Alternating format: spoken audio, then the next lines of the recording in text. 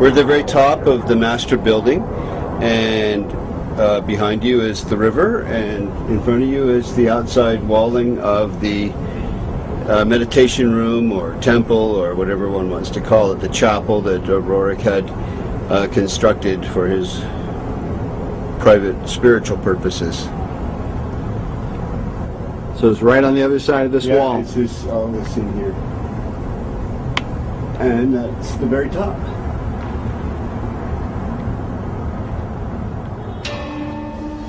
The staggered layers at the top of the penthouse seem to bear some resemblance to one of Roerich's paintings titled Arhat. In Buddhism, Arhat is the highest level of enlightenment, said to be the ultimate goal of nirvana.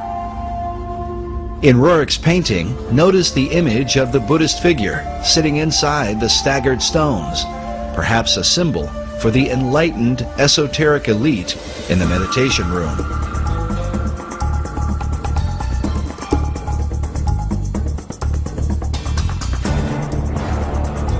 The master building rooftop is undoubtedly interesting, especially since it overlooks the Cathedral Church of St. John the Divine, the largest cathedral in the world, where many of the occult concepts of America all seem to come together. What's interesting is that much of the cathedral was being built during FDR's administration. On the outside there is a cross before what is called the Rose Window, an obvious symbol of Rosicrucianism. Inside the cathedral, we find praying saints alongside lurking demons. An image of what looks like a Zoroastrian Maitreya hangs upon a cross at the altar. Meanwhile, an upside-down cross is seen in one of the alcoves, serving as a monument to September 11th. Elsewhere, a phoenix bird is carved beneath the pulpit. A carving of George Washington is found next to that of William Shakespeare.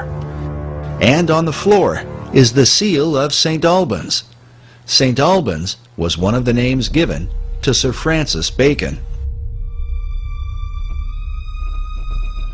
And in the midst of it, we find obvious imagery pertaining to the Holy Grail. Some more obvious than others, like this seal on the floor of the cathedral. But notice that there are two cups beneath the cross.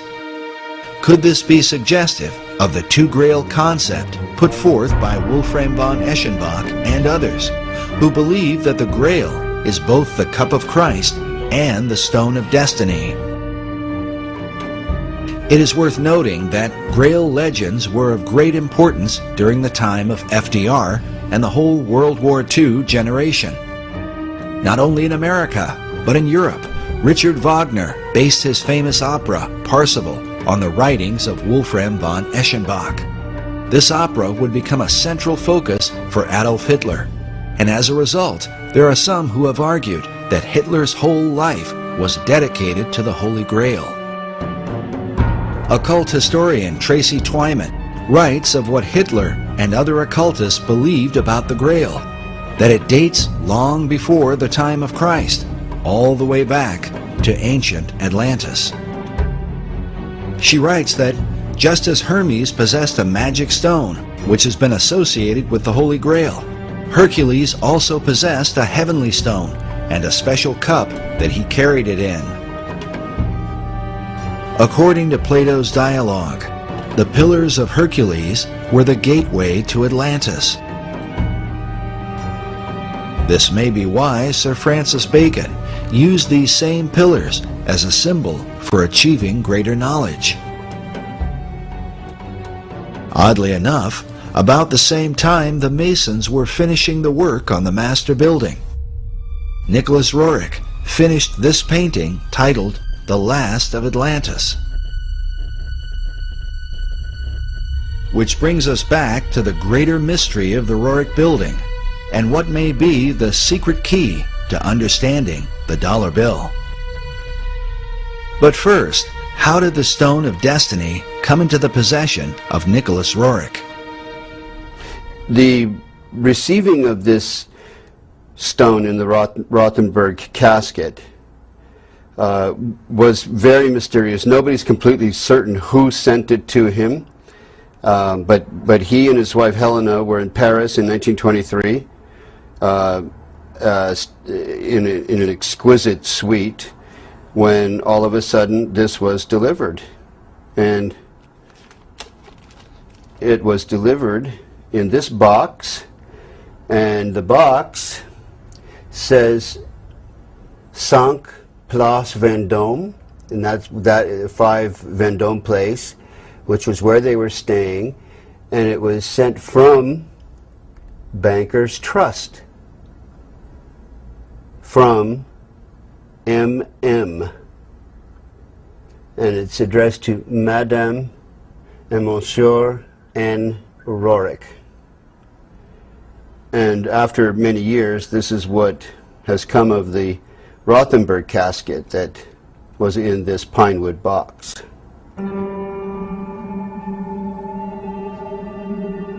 But why would this artifact have been delivered to Nicholas Roerich? And could it have really ended up inside the cornerstone of the master building, as Buff Perry and others believe? When it was mysteriously delivered to Nicholas Roerich in 1923, he carries it around. He ends up going to India with it. By 1929, he's had this huge building, a 29-story Art Deco building built for him in New York City by Louis Horch, an investment banker, with a cornerstone prepared to have this sacred casket bearing the stone and other artifacts sent from India, because he's now taking it in 1923 from Paris to India, and placed in the cornerstone for posterity.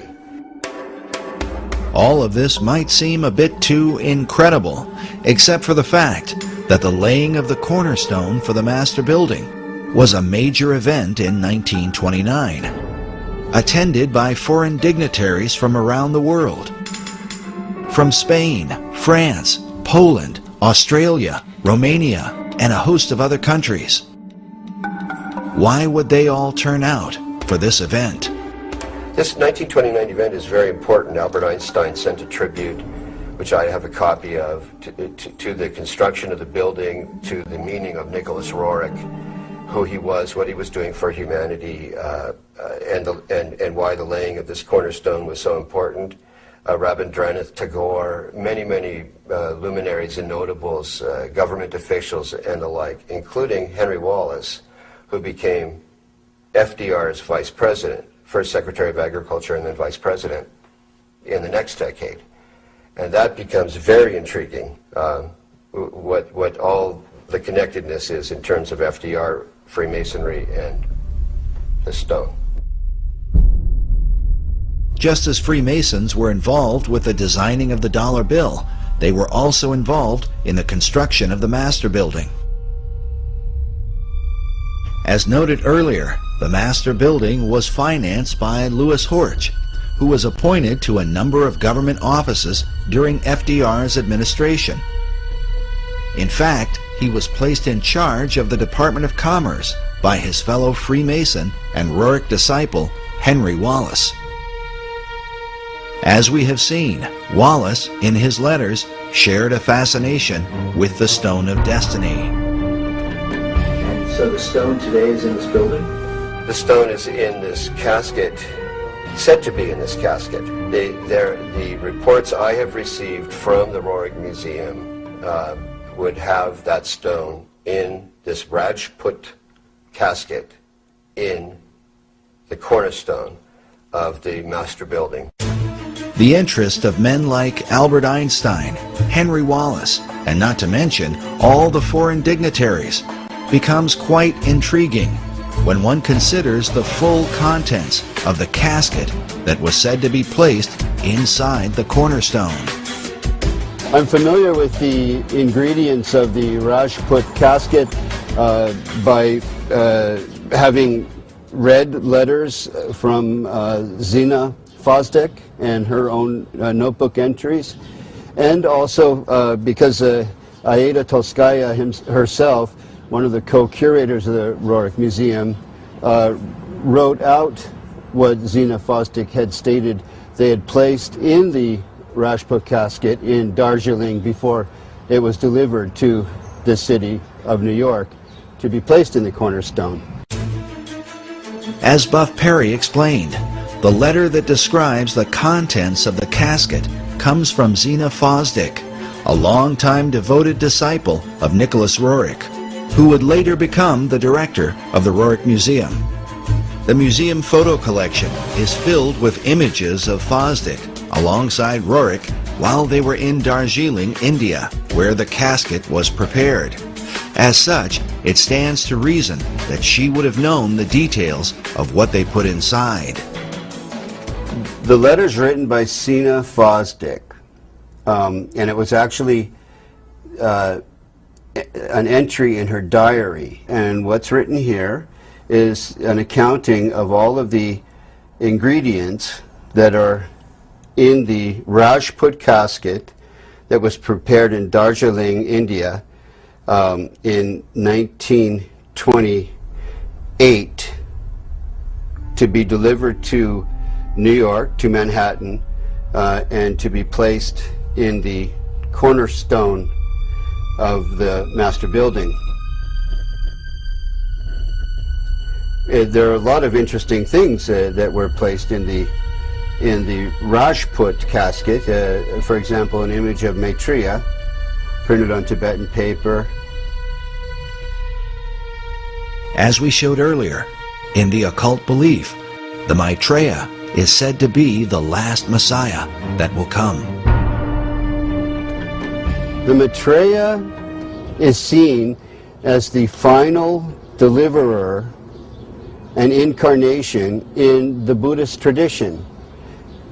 Again, he's also Kalki in the Hindu tradition, the 10th incarnation of Vishnu. Vishnu is the great god of Hinduism.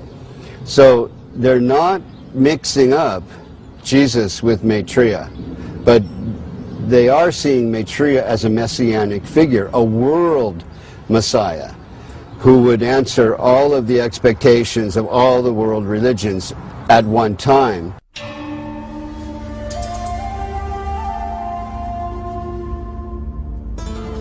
The reason Roerich would not mix up Jesus with Maitreya is because of the New Age belief that Maitreya is the true Christ, while Jesus was only his disciple. This is also the teaching of Scottish mystic Benjamin Creme. Maitreya embodies what we call the Christ principle, the Christ consciousness.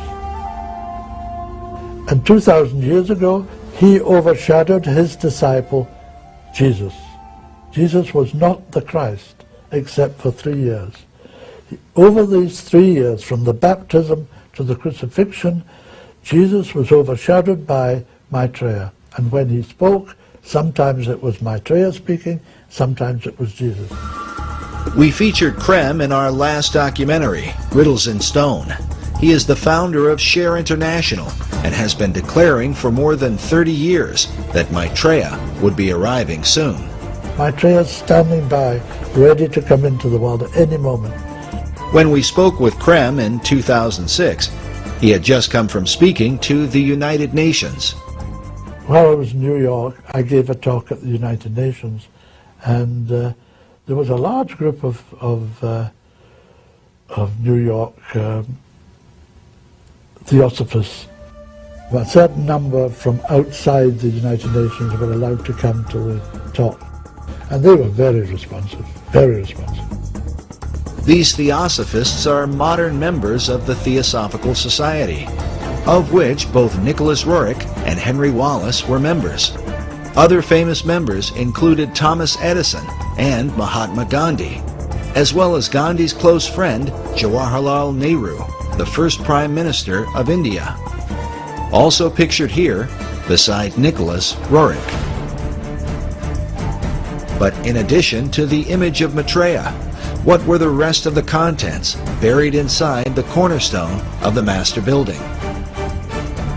A portrait of M.M. This, I believe, is Master Moriah. Master Moriah was one of the names given to a spirit that is said to have inspired Madame H.P. Blavatsky. Roerich's wife, Helena, claimed that the same spirit was in contact with her and inspired her writings. It's Master Moriah, who is actually Helena Roerich, channeling this entity, if I can put it that way. One of her books was titled On Eastern Crossroads, in which she wrote extensively about the stone in her husband's possession, calling it the Serpent Stone, and saying, "The stone cometh, and it is a most grievous error to deny the stone." In fact, the quote from one of Henry Wallace's Guru letters about the new country that goes forth and the admonition to await the stone comes directly from this book. Nicholas Roerich tended more to write about, sort of physical reality and the adventures in the Himalayan mountains, in the Altai region toward the Himalayan mountains, where his wife, Helena, wrote about the channeling and the esoterica, the theosophical kind of side of things. While Roerich's writings may have dealt with reality, his paintings were anything but.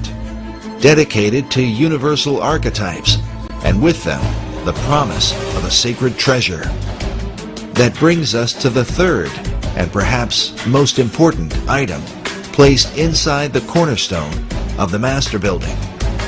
They're all people who had varying kinds of relations with Nicholas Roerich. They were channelers, they were followers. But to me, personally, greatest interest is this side statement that Aida Tolskaya, who is also one of the curators of the Roerich Museum, wrote. Sina omits a piece of the stone that was placed in the casket. This goes back to that famous stone that the Roerichs became a cause célèbre because of, and many other people wrote about later.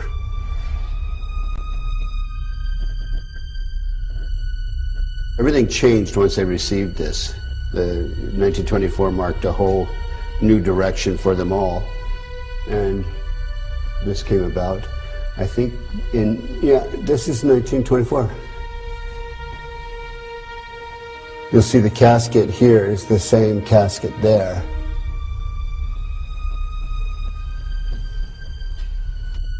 And this is a burning casket of some kind. Yeah, Chintamani. Chintamani is a Sanskrit term that means a stone of wisdom, that he calls the treasure of the world, and that's how he depicted the treasure of the world, the ultimate treasure of the world. It seems only appropriate that this treasure hunt would take us back to Manly Hall's society in Los Angeles, and in particular to one of the graduates there from the University of Philosophical Research, a Freemason named Gavin Wentz. On his website, he quotes a curious passage from Eschenbach's Grail legend with a clear reference to the Knights Templar. The passage reads, "Wherever these Templars receive victory or defeat, I will tell you by what they live. They live with a stone. If you do not know it by name, I will name it for you. It is called Lapsit Exilis. The stone is also called the Grail." Eschenbach's reference to the Knights Templar is curious. During the same period that he wrote his Grail legend, the Templar Church of Garway, England was built. Inside we find mysterious symbols carved above what appears to be the outline of a man. These carvings are said to be a depiction of the Holy Grail, the chalice shown here. In the midst of it is a traditional Catholic host with a cross in the center. But inside the chalice, just beneath the host, is what appears to be a truncated pyramid. Which brings us back to Gavin Wince, who produced an award-winning documentary which he titled Lapis Exilis, based on a variant spelling of the Grail name given by von Eschenbach. This slight alteration to the original name had been recorded in the diary of Nicholas Roerich. And it seems to be a contraction of several words in the Eschenbach example, but clearly in Roerich's example, Lapis Exilis means the exiled stone, or the wandering stone, or the stone that comes in from somewhere else. The word lapis is simply Latin for the stone. But how was this stone envisioned by Roerich and his disciple Henry Wallace? Roerich described the stone as a type of moldavite, the meteoric stone of green or emerald color. This would seem to fit with the description given by von Eschenbach in the 12th century. On his website, dedicated to the stone's history, Freemason Gavin Wince came to this conclusion about just what Nicholas Roerich envisioned as Lapis Exilis, the stone they call the Grail.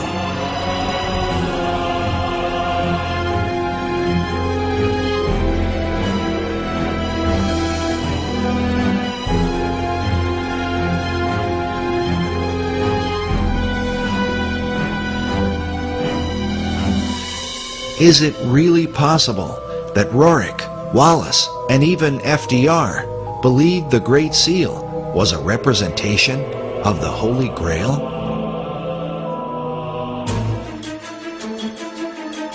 And if so, then, as the treasure of the world, would this explain why the US dollar has been used from the time of FDR onward to send financial aid to nearly all the countries of the earth, for the establishment of a global society? During his 2008 presidential campaign, Barack Obama was criticized for wanting to spread the wealth. But in reality, the redistribution of wealth, a socialist tenet, is a practice that the United States has engaged in at a global level for more than half a century, beginning in the aftermath of World War II. We want peace and prosperity for the world as a whole. The United States now is conducting a new kind of foreign aid program. Aid not for destroyed industrial nations, but for developing countries with limited knowledge of modern technology. Many are just emerging from colonial status. American aid seeks to lay the foundations for industrial and agricultural growth.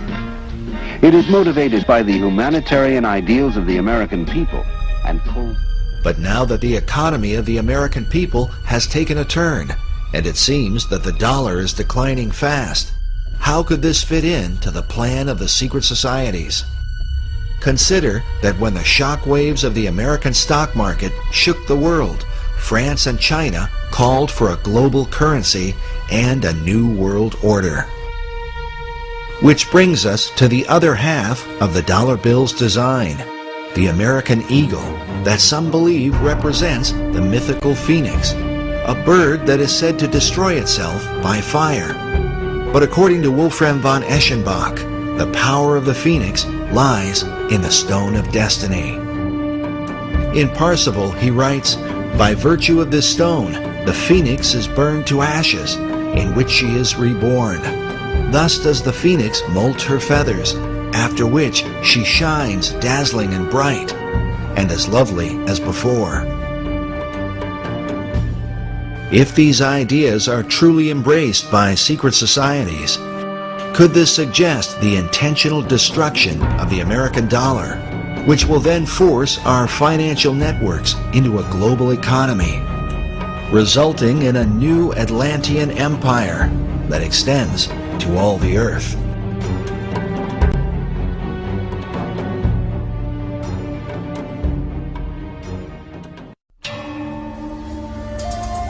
As Buff Perry mentioned earlier, the stone is also called the Chintamani stone. As a symbol, the stone unites the occult traditions of both Eastern and Western mysticism. One thing is certain, those who practice the occult believe this artifact is the key to achieving the great work of all secret societies. Mark Amaru Pinkham is the co-director of a group called the International Order of Gnostic Templars. In his article titled Nicholas Roerich and the Chintamani Stone, a Holy Grail from Sirius, he writes that data regarding the Chintamani Stone maintains that it was brought to Earth by Syrian missionaries to eventually help precipitate a one-world civilization. He says there is some indication that one part of the stone has been the sacred stone of the Kaaba, which has united millions of Muslims around the globe. Pinkham goes on to write that it is known that a portion of the Chintamani stone was given to the League of Nations, whose stated goals were the creation of a one-world civilization. The association of the stone as a symbol of unity is an important part of how it is said to have come to America. It has to do with the secret history of America and why that stone arrived here, who brought it.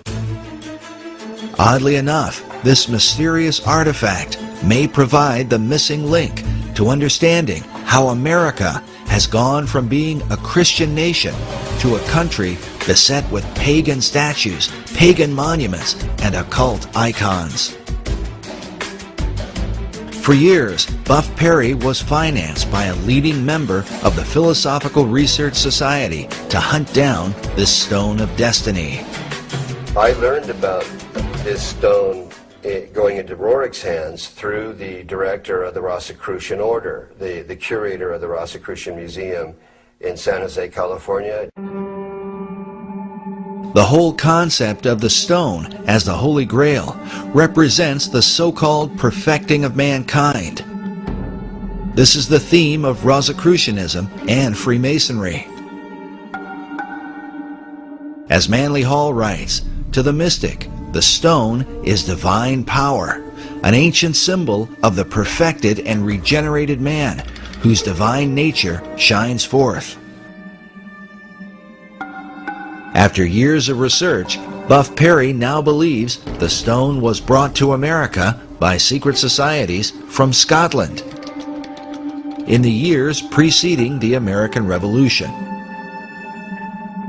For them, the stone was to empower the foundation of a new republic. Why is it called the foundation stone for America?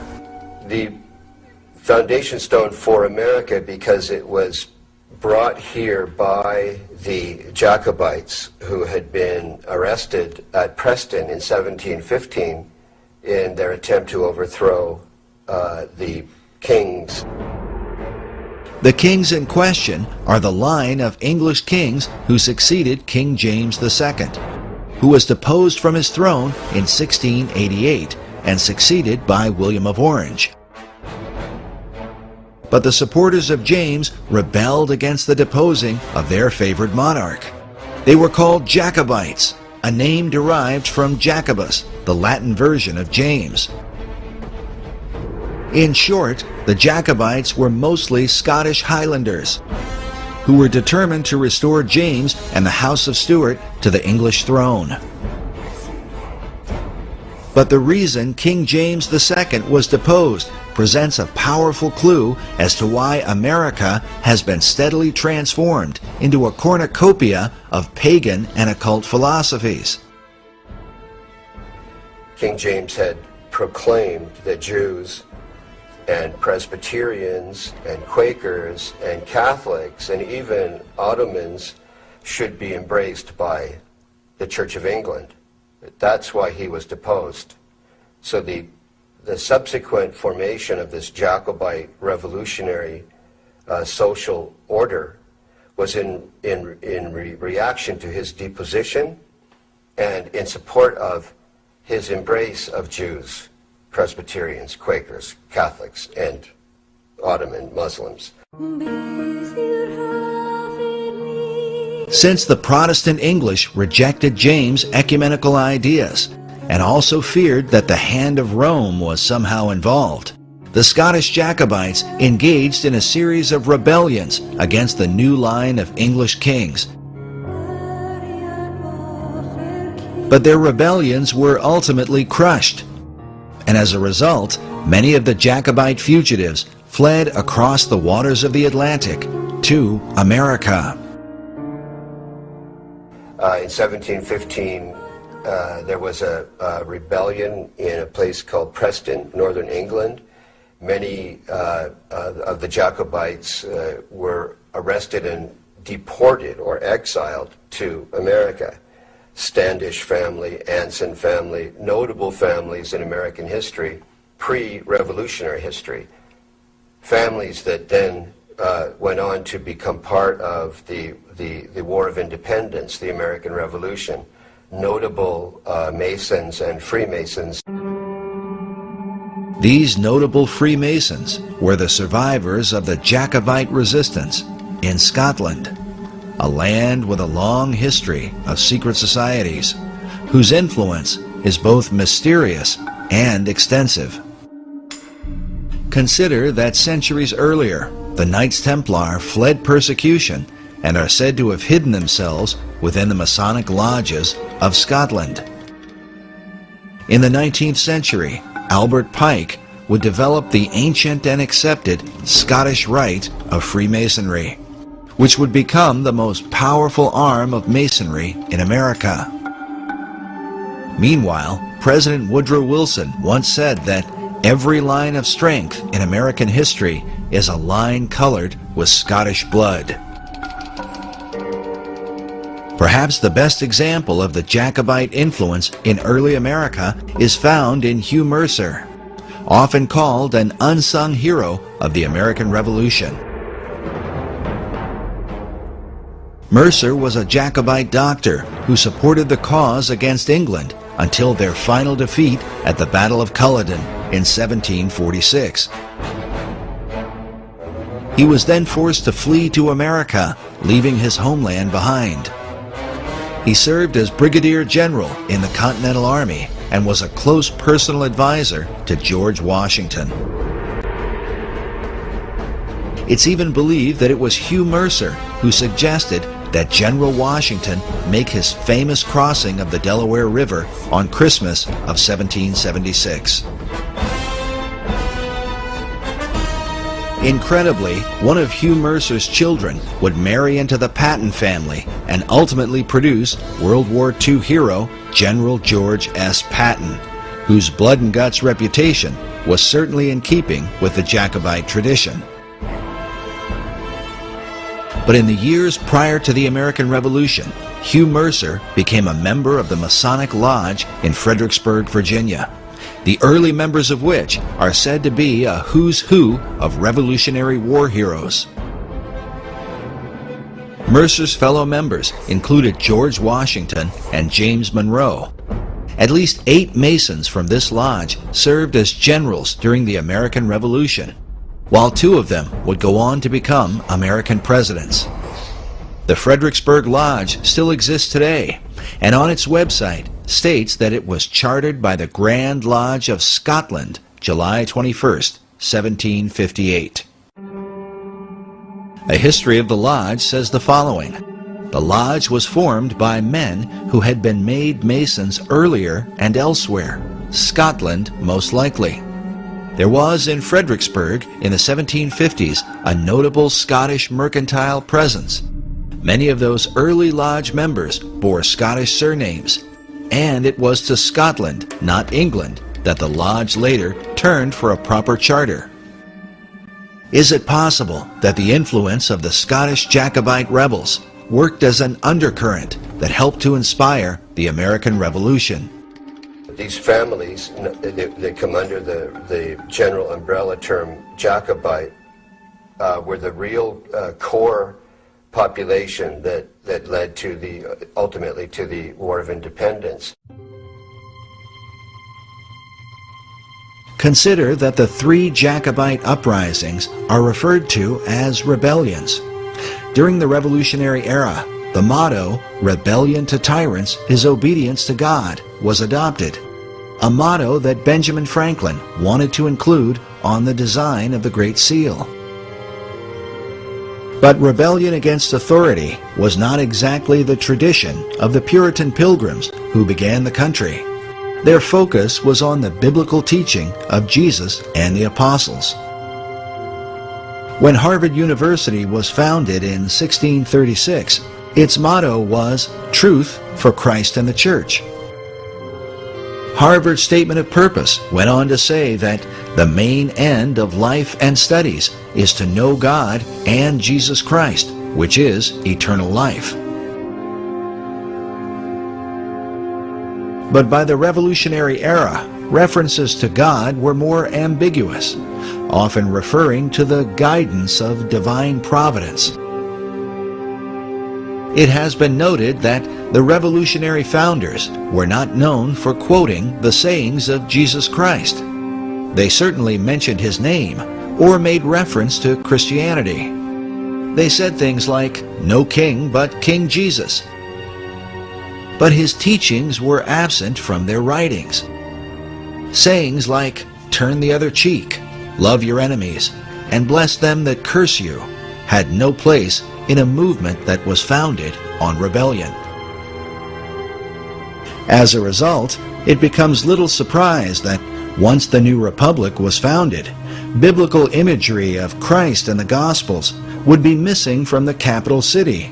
Instead, a celebration of pagan gods and goddesses would prevail, which seems to represent the ecumenical views of King James II and his Masonic Jacobite rebels. The chief Jacobite symbol was the white rose, traditionally worn on their Scottish bonnets. This dagger features a Jacobite rose with a pentagram in the center. Notice that the pentagram has a dot in the middle, which usually signifies the sun. The 5 points of the star symbolize the rotation of Venus around the sun, forming a pentagram over an 8-year cycle.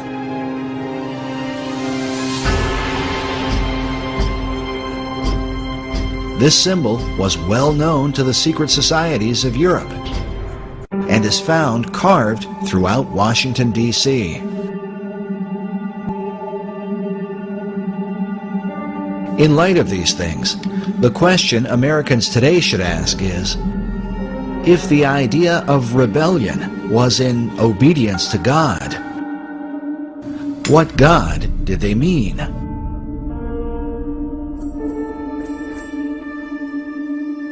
Which brings us back to the Stone of Destiny, a mysterious artifact whose original owner has for centuries been acknowledged as the greatest rebel of all time.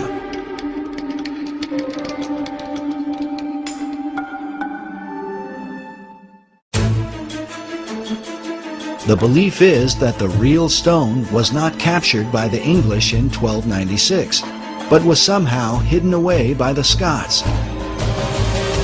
Buff Perry believes that centuries later, the Jacobites brought the stone with them to America. To bring it over here was to, first of all, find refuge or sanctuary for it, but also to indicate this is where the Jacobite Revolution might really be successful. 1715, the first rebellion, 1745, the second, and then we have the 1770s with the Declaration of Independence. We have the Boston Tea Party, then we have the sort of prolonged war of independence, all brought about by these same people. So foundation stone, meaning this stone now is going to be placed here where the order will have its ultimate political fruition and success. Well, this is Helena Roerich, a painting of her, I believe by Nicholas, and she's bearing the white rose which came to mean what you swear an oath of secrecy in relation to. And the Jacobites would swear sub rosa with a single white rose. Her left hand, hand and elbow, are right alongside of the casket. The symbology is extremely interesting. You know, just the bearing of the white rose alone is, to me, highly suggestive of what she felt to be a secret mission that was associated with this stone that they received. It seems clear that their secret mission had to do with creating a one-world order through the League of Nations and by supporting the New Deal, which both FDR and Henry Wallace believed was the new order of the ages. It was during FDR's administration that the National Archives building was completed, with the figure of what appears to be a perfected man carved upon it. The figure is called Destiny, with the word destiny used repeatedly by the key figures who influenced the dollar bill, FDR, Wallace, and Manly Hall. Is it possible that they all believed the stone of destiny had come to America through Nicholas Roerich? But exactly what destiny they had in mind for America and the world must give us pause when we consider the full history of the stone. According to an ancient legend, the stone that fell from heaven is a jewel that was cut from the crown of Lucifer himself.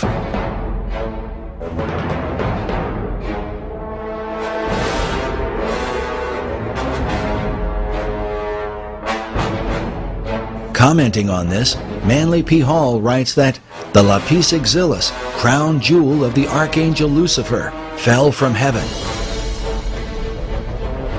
Michael, archangel of the sun, at the head of the angelic hosts, swooped down upon Lucifer.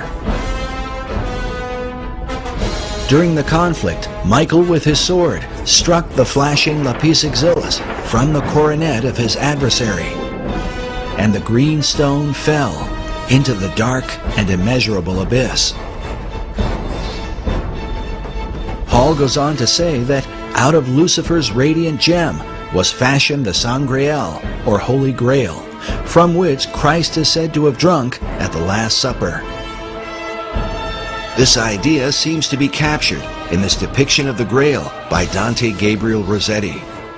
Rossetti was a 19th century esoteric painter who is said to have influenced modern Rosicrucianism. He may well have been familiar with the ancient legend, since his Grail cup appears to be a dark emerald green, mounted in a golden frame.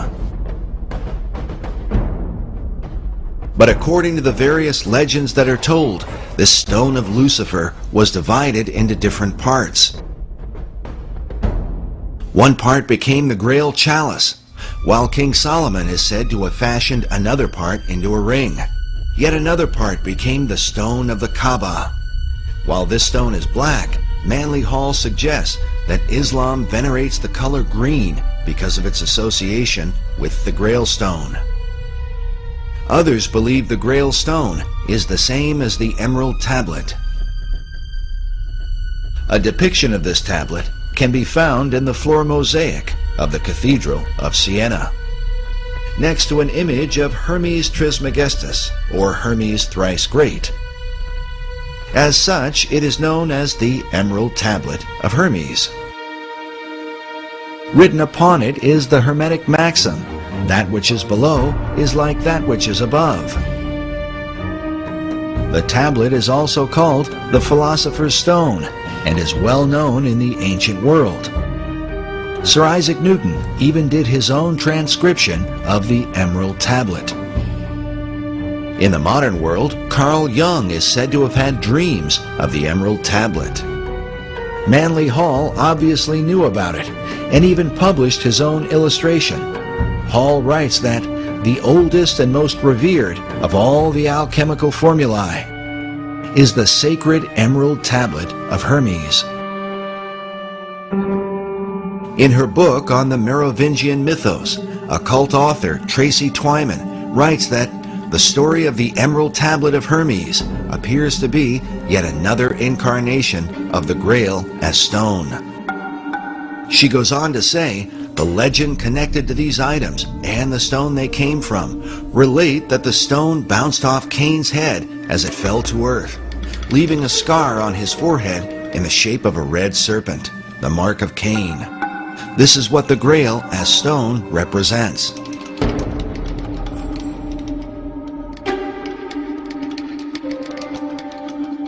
Meanwhile, Nicholas Roerich called his stone a Chintamani, an example of which is shown in this image of a Buddhist figure who holds a greenish Chintamani stone in his hand. While the legends of these stones vary and researchers often disagree, it is curious that both Roerich and Manly Hall use the same variant spelling of Eschenbach's term for the Grail stone. Eschenbach wrote lapsit exilis rather than lapis exilis. In each of their writings, both Roerich and Hall used the term lapis exilis. This might be written off as mere coincidence, if not for the fact that Hall was meeting with Roerich in the upper penthouse of the master building. This suggests that they had the same understanding of the stone. Furthermore, both men were involved, along with Henry Wallace, in the theosophical teachings of Madame H.P. Blavatsky, who openly asserted the ancient Gnostic belief that the true God is Lucifer. As such, for Roerich to have a piece of Lucifer's gemstone would have had great significance. Dr. Obadiah Harris explained to us the importance of Madame Blavatsky to Manly Hall and to his writings about the founding and destiny of America. There's another important lady over here that Mr. Hall wanted to honor, and that is Helen Blavatsky, a Russian woman. By the way, her little house in Russia, and I understand now, is a national museum. But in the early days, he wanted to pay tribute to her contribution, and she was the co-founder of the Theosophical Society, whose headquarters now is in India. She wrote Isis Unveiled, The Secret Doctrine, and it is said, I don't know if this is true, but she died in 1891. Manly Hall was born in 1901, but it is said that he had read The Secret Doctrine by the time he was 12 years old and understood it. So there's a feeling that Manly Hall had a bond with this woman, a kind of spiritual bond, and that when he wrote Secret Teachings of America, he was really writing the next book for her secret teaching, secret doctrine, that he was taking it farther, and he did. So he felt that in her was a kind of something of the isthmus of the spirit that gave birth to the Philosophical Research Society. If what Dr. Harris says is true, then Hall founded his entire society on the Luciferian doctrines of Madame H.P. Blavatsky. Well, Manly Hall, of course, really was one of the leaders of this whole world esoteric movement for probably 70 years or more. And he wrote extensively about the ancient mysteries, and he eventually joined the Masons, and of course moved up very rapidly to 33rd degree Mason, and then to the upper levels of Masonry, which are truly into the Luciferian, which most Masons have no idea even exists. In his writings, Hall said that when the Mason learns the mystery of his craft, the seething energies of Lucifer are in his hands. This quote comes from the book, The Lost Keys of Freemasonry, that was first published in 1923, the same year the casket had been delivered to the Roriks in Paris. The Luciferian Freemasonry described by Hall could very well have been known by such Masons as Henry Wallace and FDR, especially if FDR was so familiar with Hall that he sent emissaries to Hall's library. Also consider that FDR's successor, Harry Truman, a fellow Mason, had Hall's books on his shelves. And certainly Manly Hall's view of Lapis Exilis as the gemstone of Lucifer would not likely have escaped the attention of Nicholas Roerich.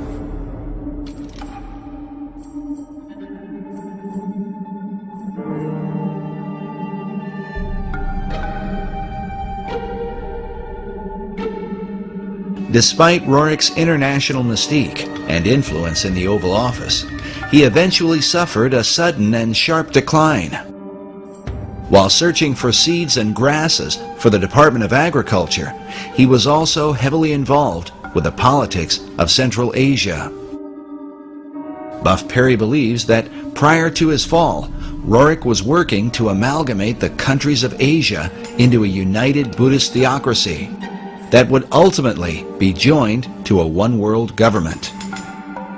In Nicholas Roerich's efforts to bring about an amalgamated, if you will, theocratic Buddhist nation that would have consisted of Manchuria, Mongolia, Tibet, part of China, perhaps part of India, perhaps some of Siberia, he was working with the Tashi Lama, who was suspected by China, particularly, and to this day very much suspected by China, as being subversive to the stability of the region.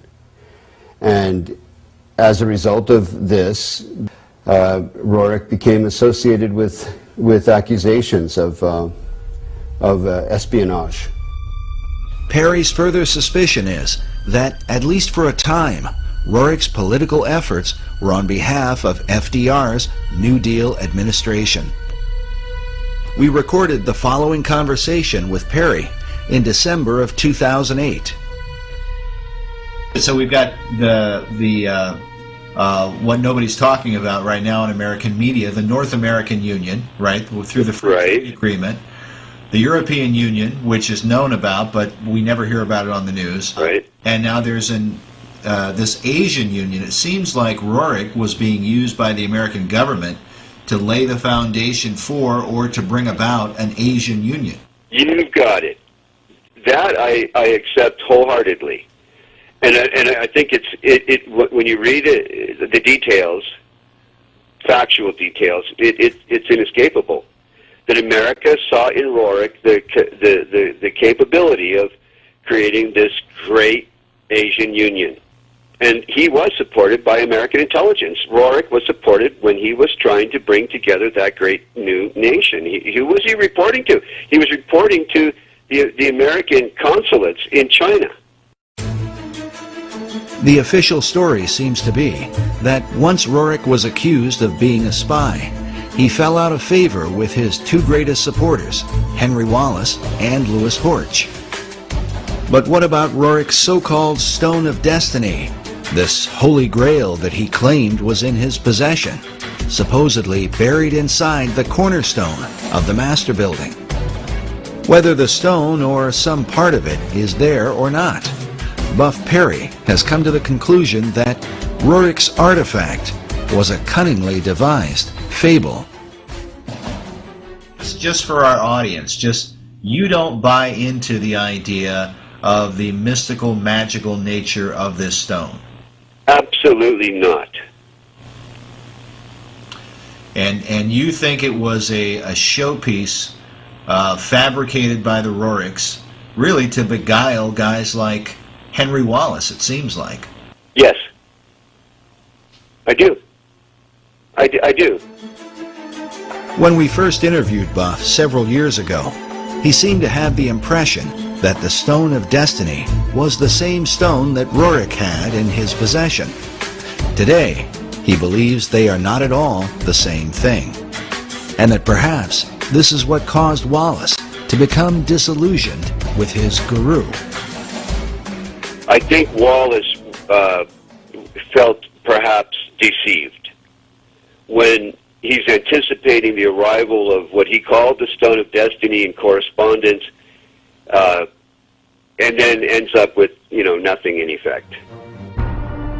Nevertheless, Perry still believes that Jacob's pillow stone, which is said to be the real Stone of Destiny, was brought to America by the Jacobites and may have been recovered by the French-Canadian explorer La Vérendrye in the 1700s. The La Vérendrye stone is, clearly has some association with the Stone of Destiny. But the whereabouts of the stone today are still unknown. As a Jewish researcher, the real stone holds special significance for Buff Perry. According to the Jewish belief, the pillow stone of Jacob is one of the original artifacts that was kept in King Solomon's temple in Jerusalem. The stone, variously called the Stone of Destiny, Foundation Stone, Pillow Stone of Jacob, and other titles, is expected and is necessary to be in Jerusalem for the final construction of the final temple. The Jews believe that that temple, and not all Jews, but most of the Jews today, active in rabbinical orders that are preparing to, conduct all the rituals in the final temple as we speak, believe that all articles that were in Solomon's temple have to be returned if they're known to exist. If they're not known to exist, then it's a different matter. But all those that are known to exist must be returned and would then go into use again in the final temple. Buff believes that Nicholas and Helena Roerich aligned their Chintamani stone with the Stone of Destiny in order to sensationalize their own cause. But others continue to believe that Roerich's stone was from the stars and had real power. The Roerichs themselves were known for tapping into the supernatural realm. The Roerichs were particularly eccentric. Helena Roerich spent much of her lifetime channeling a spirit that called itself Master Mariah, the same spirit that inspired Madame Blavatsky to declare that Lucifer was God. We told you earlier about the letter from Zena Fosdick that describes the contents of the Rajput casket placed inside the cornerstone of the Master Building. But we neglected to mention a few of the items that Buff Perry talked about. But there are all kinds of other ingredients. There are different fabrics and coins and what's the thing? Talk about the coins again. Well, these are in some cases coins that materialized out of what would be considered occultation, out of the other world in different meetings and sessions that were held by the Roerichs. And I'm not saying this off the cuff or because I heard it from someone else. These are recorded memoirs of Helena and Nicholas Roerich. And of course, many of the people who are into the New Age are into astral projection and in contact with these spirit beings. And there really are spirit beings out there. They refer to them as the Masters of Wisdom, or the Great White Brotherhood, or the Enlightened Ones. And they believe that they are guiding society. These are actually demonic forces and demonic beings. And of course, they can materialize and disappear. The average individual says, oh, that can't be true. And yet it is true. And when you talk to the people who are dealing with this, they come in contact with this many times. They have accessed this other dimension, which is truly a demonic dimension. And of course, tragically, it's becoming increasingly apparent here in America as we turn our back on God, and we're not really a secular society. We've gone from being a Christian society to a secular society, and now a society dominated by the occult forces, of which are intent upon ruling the world. If it's true that the Roerichs were in contact with the spirit realm, is it then possible that these same powers could have somehow influenced the design of the dollar bill?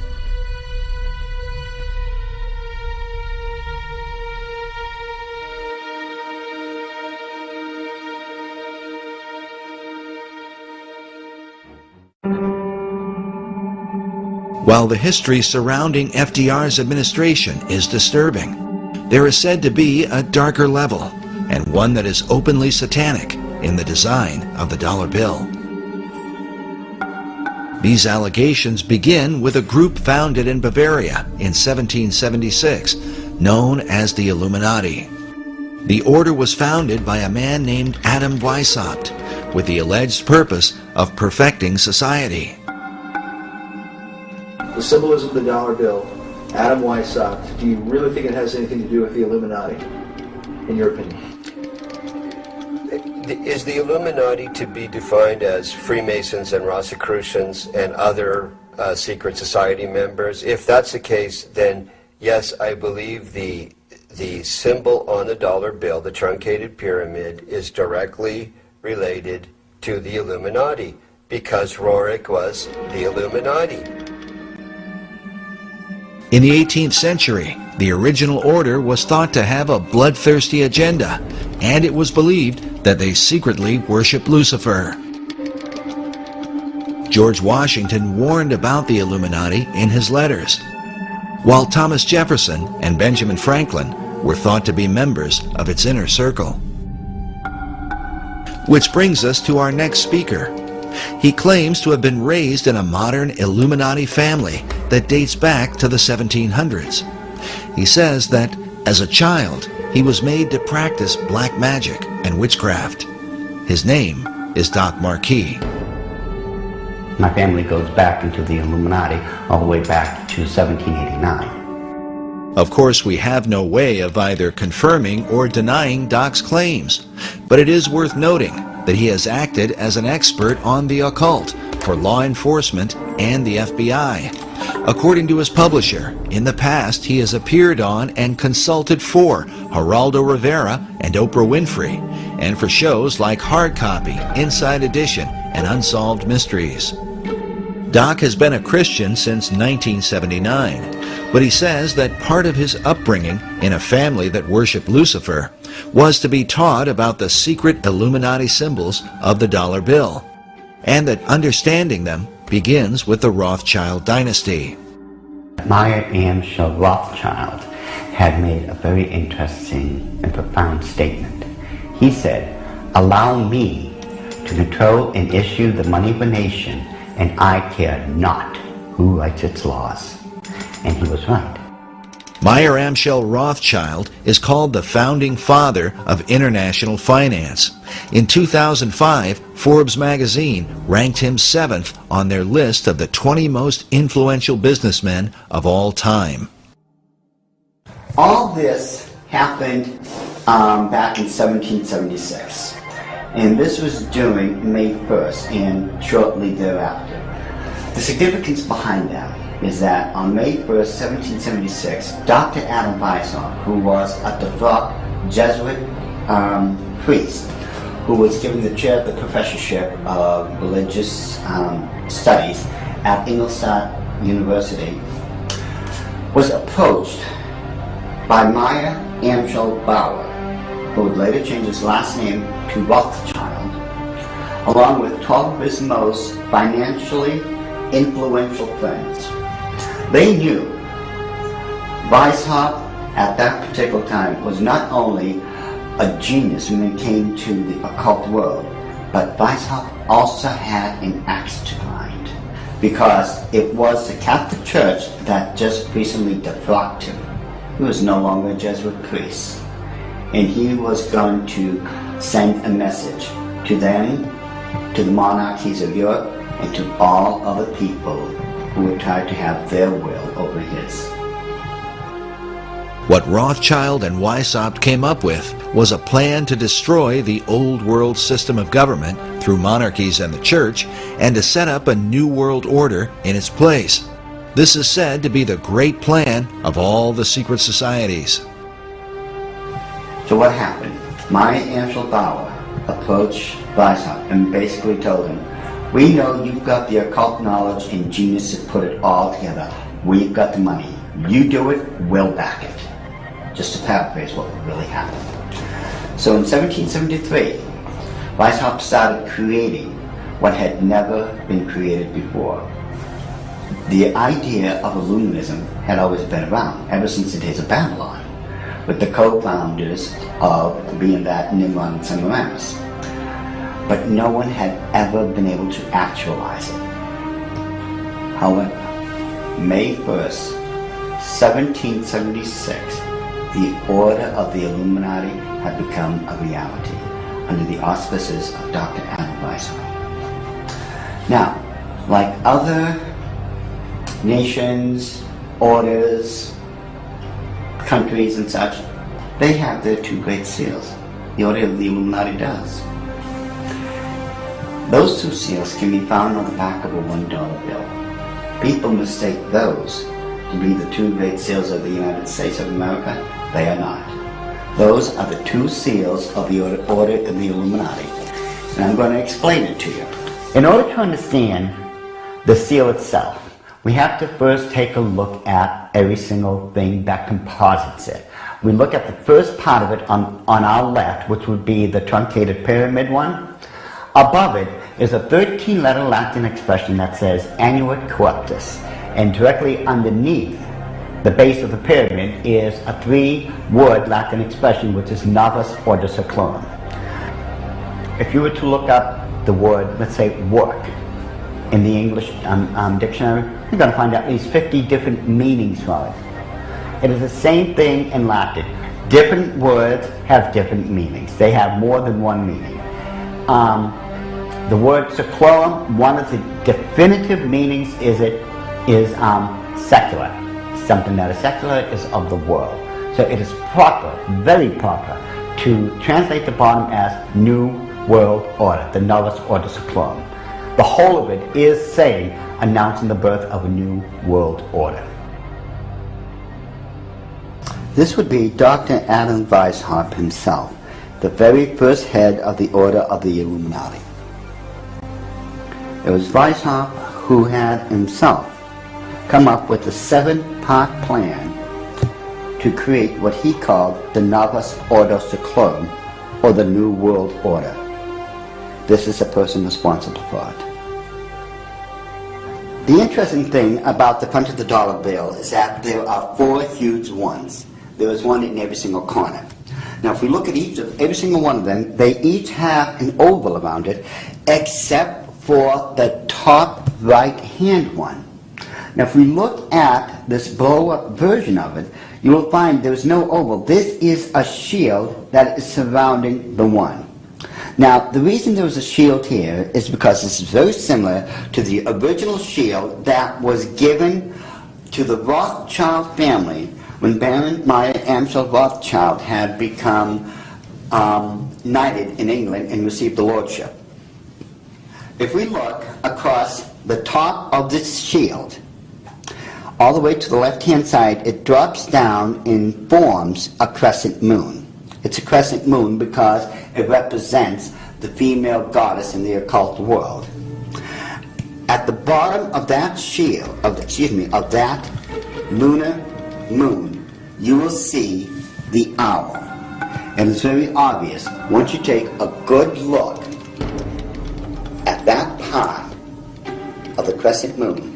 And it is the same Illuminati owl that is being worshipped at the Bohemian Grove in California by those members of the Bohemian Grove, where presidents, premiers, kings and queens and heads of nations throughout this world have met. You can tell just by looking at this photo, that is a 40-foot owl. It is made out of oak, and that the worshippers are surrounding that fire pit around that altar, which is easily reflected in the lake around them. This is definitely the owl of the Illuminati. The rituals performed at the Bohemian Grove are occult and idolatrous.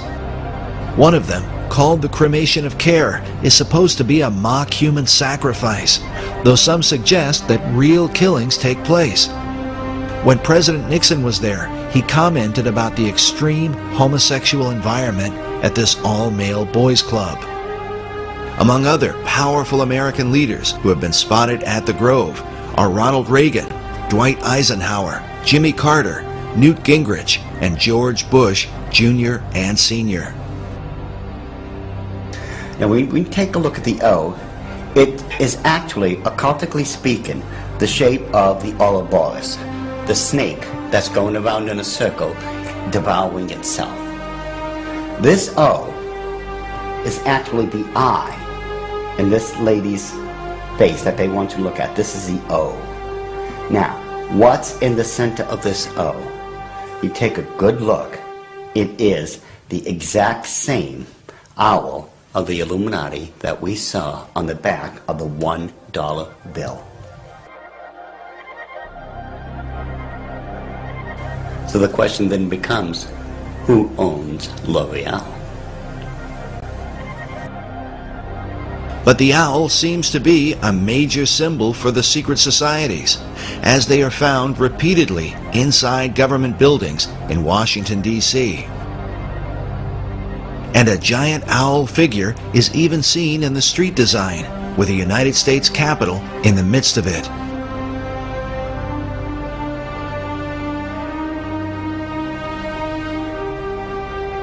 Now the Druids from the Gaelic Druid means men of oak. These people worshipped creation among other things, but their sacred symbol was the owl, because the ancient god of magic and of the hunt was Pallas Athena. Her bird was the owl, and that owl represented wisdom. It always has. Pallas Athena was also the goddess figure who was said to inspire Sir Francis Bacon. But now look at this owl seal at the Bohemian Grove, where it says, "Weaving spiders come not here."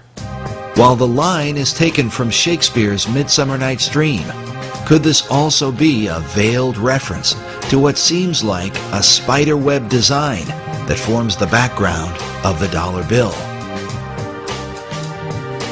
Are there additional secrets hidden there? Now, I'm sure you've heard of a Rorschach smear, or the Rorschach ink blot test, as created by Dr. Rorschach himself. You see the ink in the forefront and everything else is in the background. This way your subconscious mind is supposed to pick up on what's on the foreground, and you're supposed to be able to tell what you are subconsciously seeing. Notice how it's very busy. Lot of intersection diagonally lines. You can't make out what's there. But let's get rid of the background noise, get rid of all the diagonal lines that doesn't belong there, and let's reverse the principle of Rorschach and take what's in the background and bring it to the forefront and see what's there. Because once we do that, we find out it's quite obvious that there is another Illuminati owl, and that it is perched on something that looks like an arrow. That is what they don't want you to see. Once you see this owl here and compare it to the other one on the left-hand side of it, it becomes very obvious that this is an owl. You can now begin to distinguish beyond all that busy signals and such that they don't want you to look through.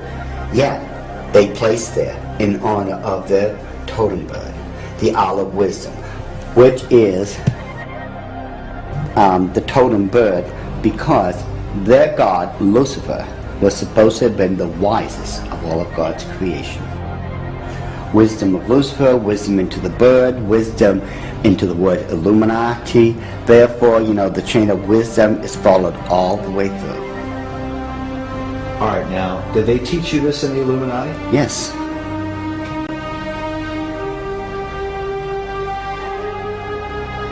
Well, I want you to understand that the first symbol is known as a pentalpha, from the Greek word for five, pente. It is a five-pointed star. Now, this next one is a pentacle. Now, it looks similar, but I want you to notice how it is interwoven. It runs through and in between itself. Now this next symbol is what's known as the Star of David, the Mogan David, the Jewish Star, the Seal of Solomon. There's numbers for it. This is the symbol for the nation of Israel. Now, when you take a look at it very carefully, you will notice that it is two equilateral triangles that are interwoven. This shows the union of God with man. However, when you look at the next one, it's similar to it. It's known as a hexagon. This is when you take two equilateral triangles, place one on top of another. Symbolically speaking, you're placing man above God. Now, this next symbol is the foulest, the most evil of all symbols in the occult world. There is nothing that can even come close. It is known as the hexagram. It is the six-pointed star with a circle surrounding it. It is this symbol that must be used during high ceremonial magic or high ceremonial witchcraft when you are summoning up demons to this plane of existence. The use of the hexagram is said by Doc to be very symbolic and seems to represent the occult concept of a Christ figure, just as the Maitreya was for Nicholas Roerich and Henry Wallace. But what Christ do they mean? Doc believes the pattern of hexagrams in the design of the dollar bill provides the clue. If we take a look at the 13 stars directly above the head of the eagle and connect the dots, you will see where the very first hexagram is located. And if you notice that surrounding the hexagram is the 28 guidelines that make a circle. Now, inside every single point, the 6 points, is a star. There are 6 of them. They surround now the 7 stars. Remember, 6 is the number of man, 7 is the number of God. Now, it is man that is surrounding God or is placed above God.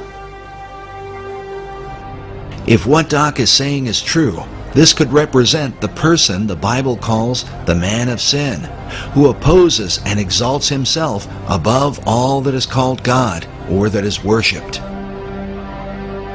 Doc's interpretation seems to also fit the worship of Lucifer, for in the Bible, Lucifer declares that he will exalt his throne above the stars of God.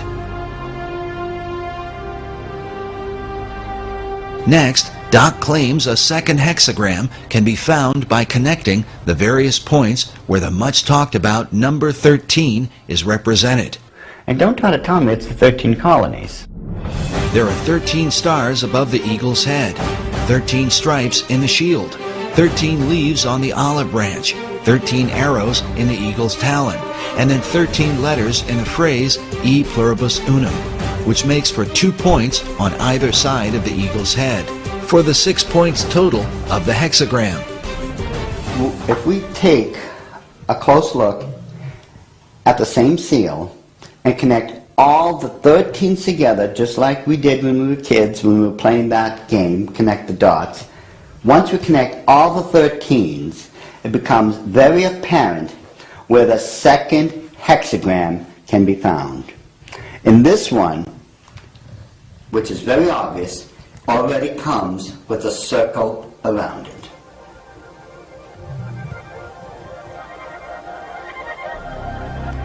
So this is the second hexagram here in figure 2. Yes. And then where's the third hexagram? The third hexagram can be found on the other part of the Great Seal. Again, connect all the 13 together, the 13 letters, the 13 steps in the pyramid, connect all this together.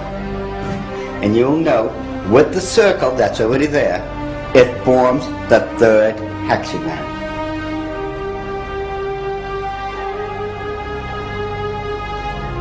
In other words, a 6, and a 6. A 6, 6, 6.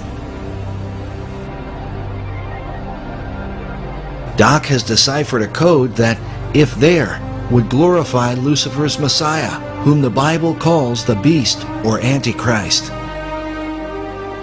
In the book of Revelation, it reads, "Here is wisdom. Let him that hath understanding count the number of the beast, for it is the number of a man, and his number is 666." Could there really be 3 six-pointed hexagrams on the dollar bill? Once we start at the base of the pyramid, which is the foundation of all things, and follow the design of the hexagram itself, you're going to find out something very startling. We go from the M and follow the symbol all the way up to the A. The A cuts directly underneath the eye of Lucifer all the way to the S. The S connects all the way down. It goes in between the V and the I and connects all the way to the O. And following the symbol, the O connects up and over along the symbol of the hexagram to the word N. In perfect sequence, it's M-A-S-O-N, Mason.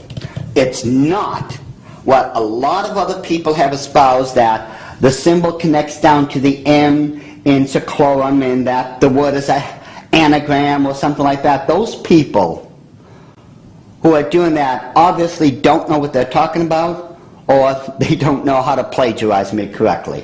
Because the order of the Illuminati have stated, and always will state, this is perfectly spelled out to be M-A-S-O-N, Mason. This points conclusively that the Masons have been involved in the order of the Illuminati. This was back during the Council of Wilhelmsbad, which would have been July 16, 1782.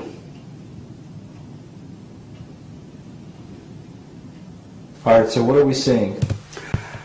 Now, if we look at the bottom one of the reverse side of the dollar bill, you'll see on the right-hand side that, again, there's a lot of busy intersecting diagonal lines.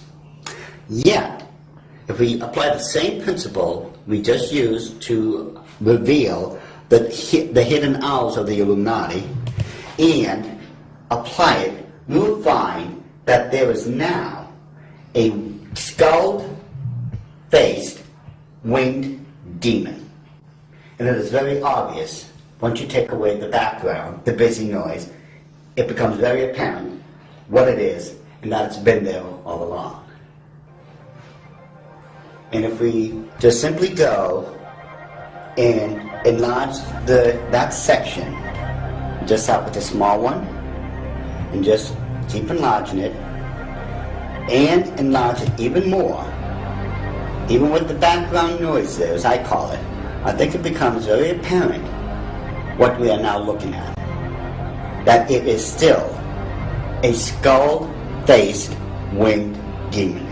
And it is these demons that are protecting and blessing the two great seals of the Order of the Illuminati. And it would make perfect sense that it had to be demons used to protect these seals, since I am convinced it was those same demons that handed them over to Thomas Jefferson when they first created them. I am convinced, beyond all doubt, that that indeed was a demon sent up from the bowels of hell, probably under the direct orders of Lucifer himself.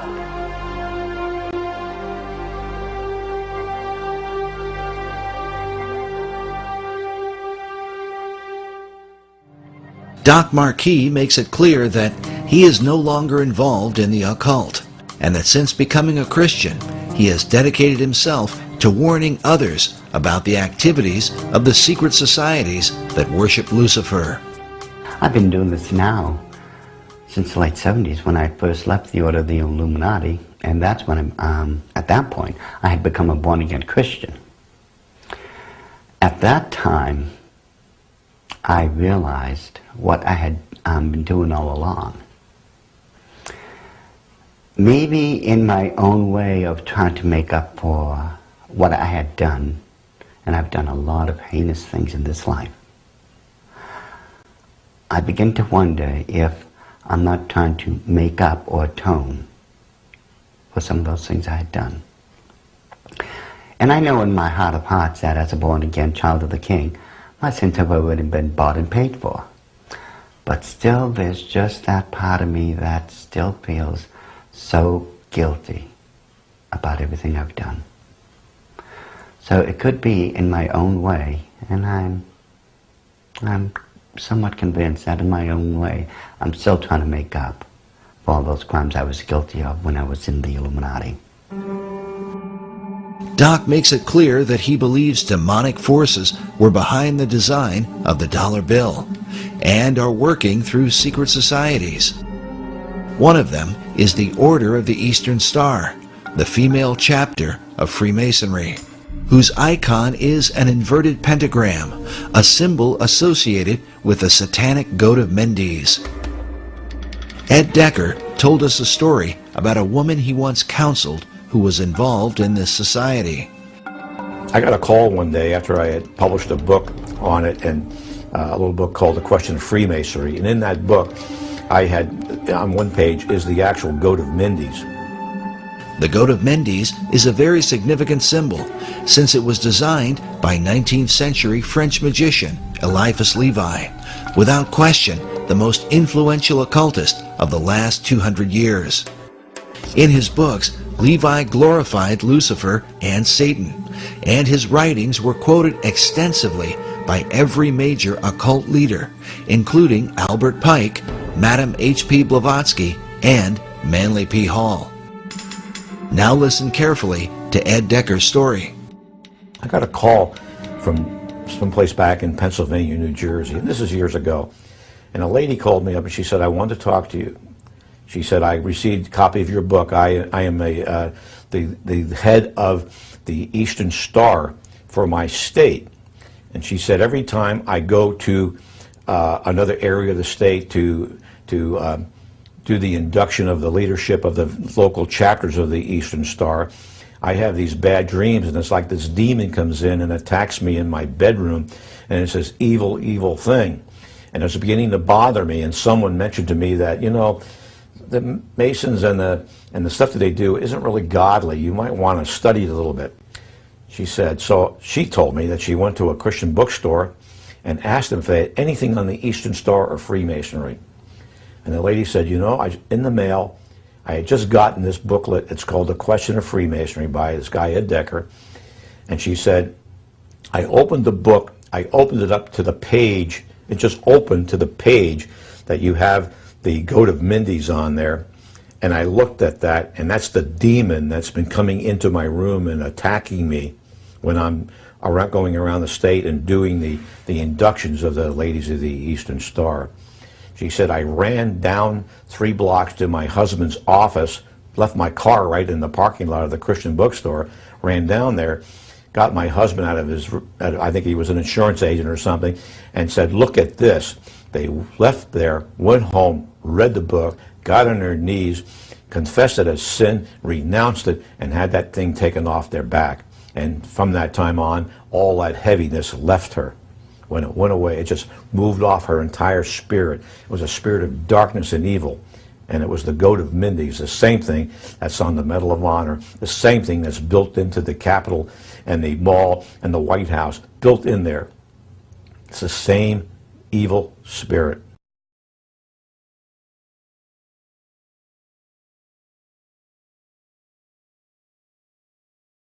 It's very intriguing what all the connectedness is in terms of FDR, Freemasonry, and the stone. Just as Freemasons were involved with the designing of the dollar bill, they were also involved in the construction of the Master Building. As noted earlier, the Master Building was financed by Louis Horch, who was appointed to a number of government offices during FDR's administration. In fact, he was placed in charge of the Department of Commerce by his fellow Freemason and Roerich disciple, Henry Wallace. As we have seen, Wallace, in his letters, shared a fascination with the Stone of Destiny. So the stone today is in this building? The stone is in this casket said to be in this casket. The reports I have received from the Roerich Museum would have that stone in this Rajput casket in the cornerstone of the master building. The interest of men like Albert Einstein, Henry Wallace, and not to mention all the foreign dignitaries, becomes quite intriguing when one considers the full contents of the casket that was said to be placed inside the cornerstone.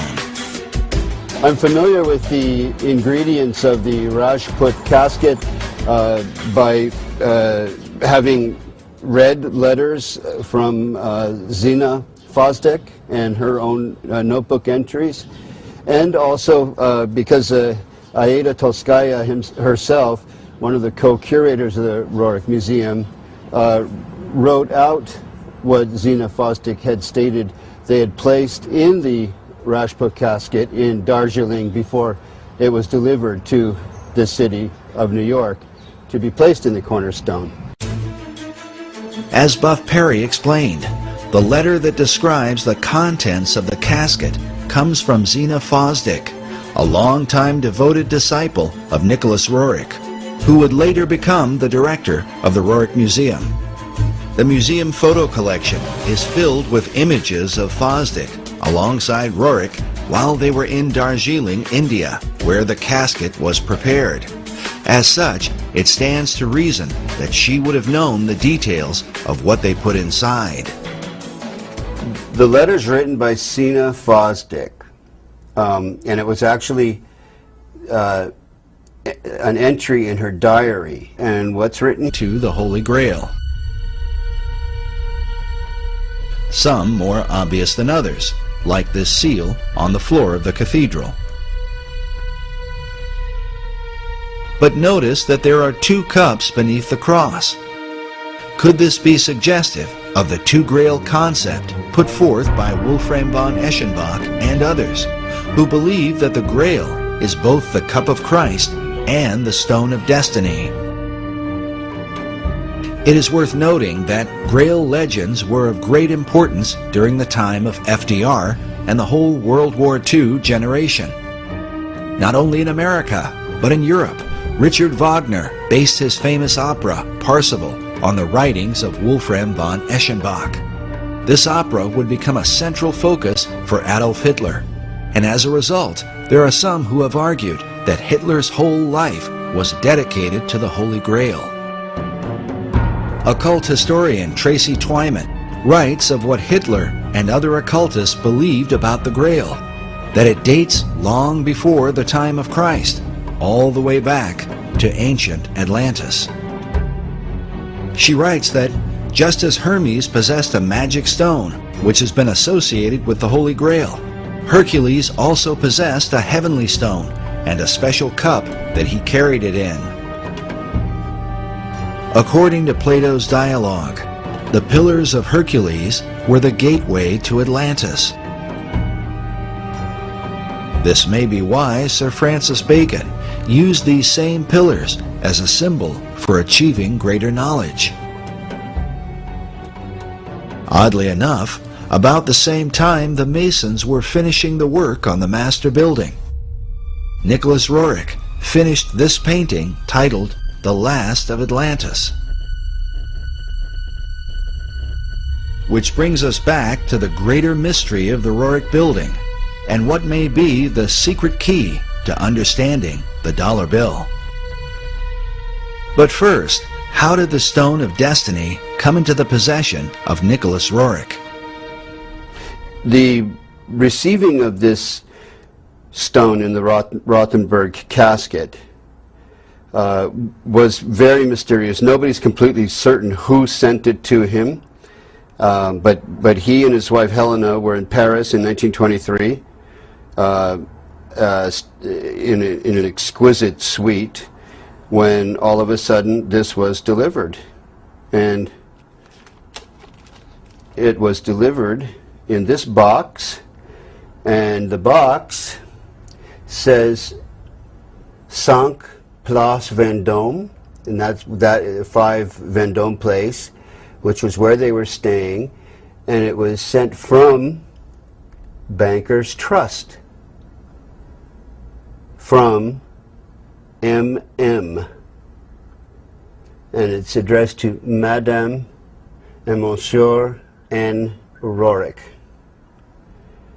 And after many years, this is what has come of the Rothenberg casket that was in this pine wood box.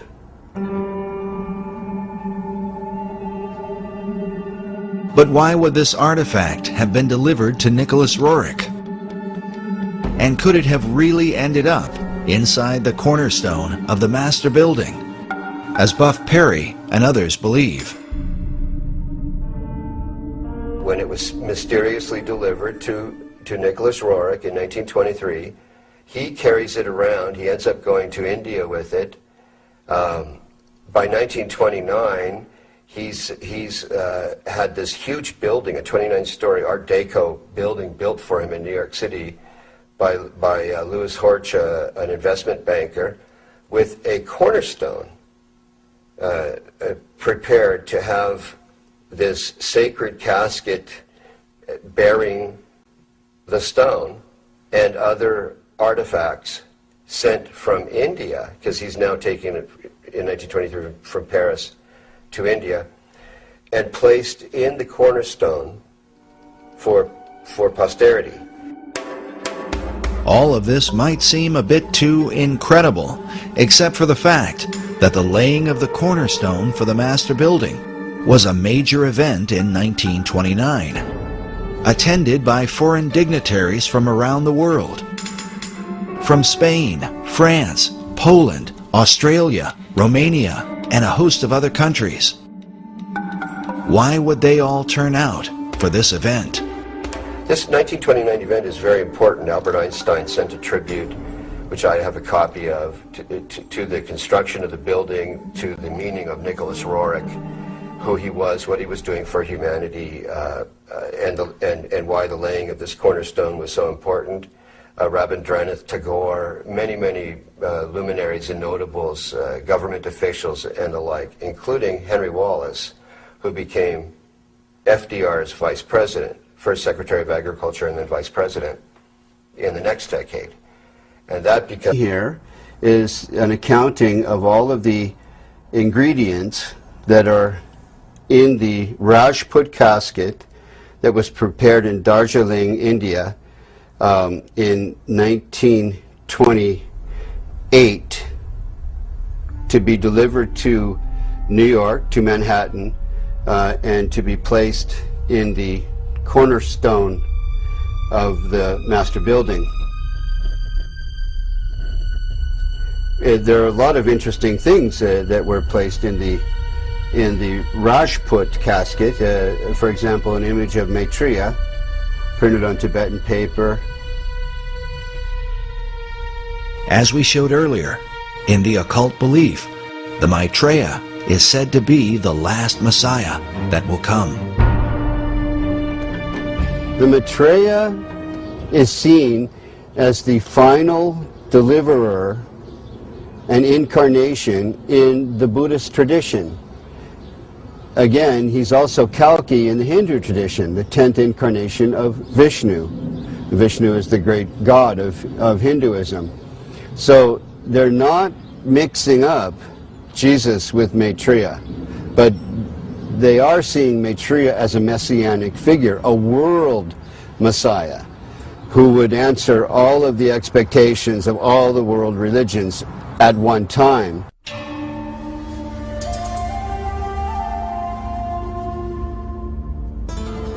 The reason Roerich would not mix up Jesus with Maitreya is because of the New Age belief that Maitreya is the true Christ, while Jesus was only his disciple.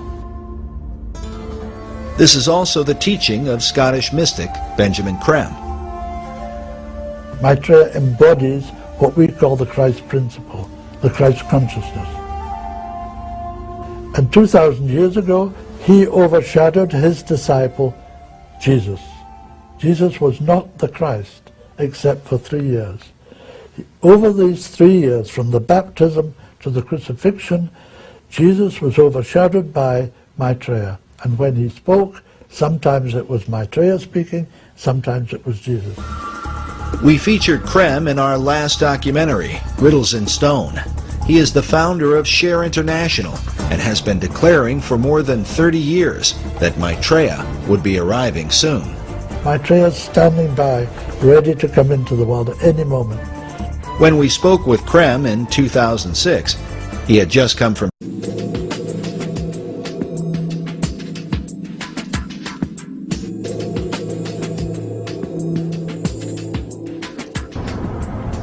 We're at the very top of the master building, and behind you is the river, and in front of you is the outside walling of the meditation room or temple or whatever one wants to call it, the chapel that Rorik had constructed for his private spiritual purposes. So it's right on the other side of this wall. It's this, all this in here. And that's the very top.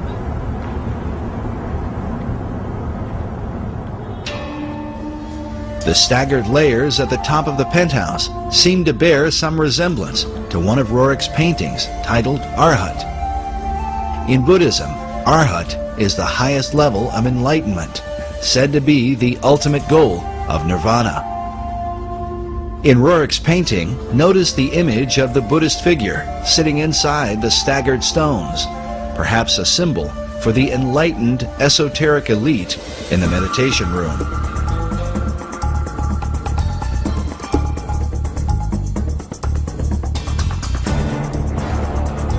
The master building rooftop is undoubtedly interesting, especially since it overlooks the Cathedral Church of St. John the Divine, the largest cathedral in the world,